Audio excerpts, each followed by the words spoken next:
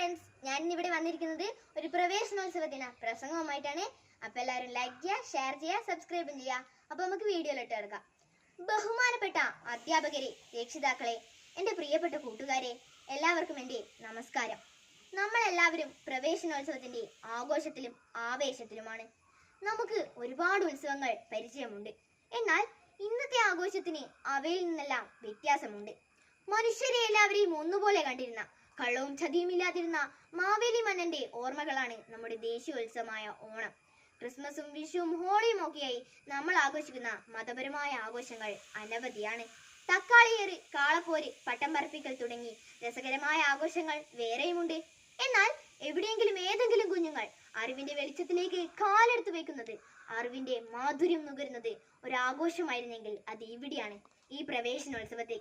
അങ്ങനെ വരുമ്പോൾ ഏറ്റവും മഹത്തായ ഉത്സവമായി മാറുന്നു നമ്മുടെ ഈ കൂടിച്ചേരൽ.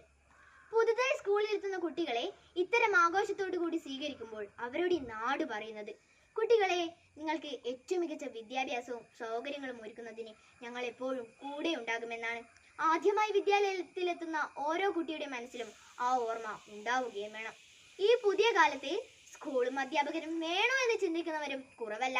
നമ്മുടെ സ്മാർട്ട് ഫോണിലെ ഒരൊറ്റ ക്ലിക്കിൽ ഈ പ്രപഞ്ചത്തിലെ ഏതൊരു രഹസ്യവും നമുക്ക് ഇഷ്ടപ്പെടുന്ന രീതി, ഇഷ്ടപ്പെട്ട ഭാഷയിൽ, പാട്ടായും കഥയായും ചിത്രങ്ങളായും നമ്മുടെ മുന്നിലെത്തുമ്പോൾ പിന്നെ എന്തിനാണ് വിദ്യാലയം, അധ്യാപകർ എന്ന് ചിന്തിക്കുന്ന ചിലർ മനസ്സിലാക്കേണ്ട നിരവധി കാര്യങ്ങളുണ്ട്.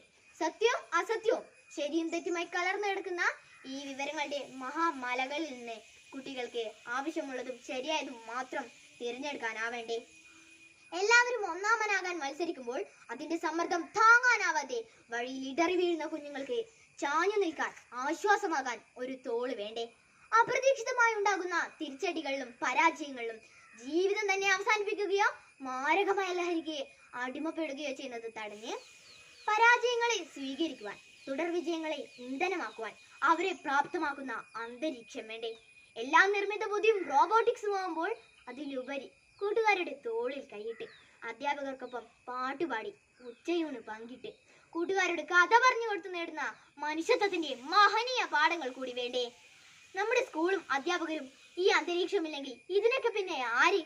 ശരിയായ കാര്യങ്ങൾ പഠിക്കുവാൻ, കൃത്യമായ ചോദ്യങ്ങൾ ഉന്നയിക്കുവാൻ, തെളിഞ്ഞ ചിന്തയോടെ വളരുവാൻ, കളങ്കമില്ലാതെ സ്നേഹിക്കുവാൻ, പ്രകൃതിയോടൊപ്പം നടക്കുവാൻ, വഴക്കുണ്ടാക്കിയും കളിച്ചും മഴ നനഞ്ഞും പഠനം ആഘോഷമാക്കുവാൻ ഇതാ ഒരു പുതിയ അധ്യയന വർഷം ഇവിടെ തുടങ്ങുന്നു.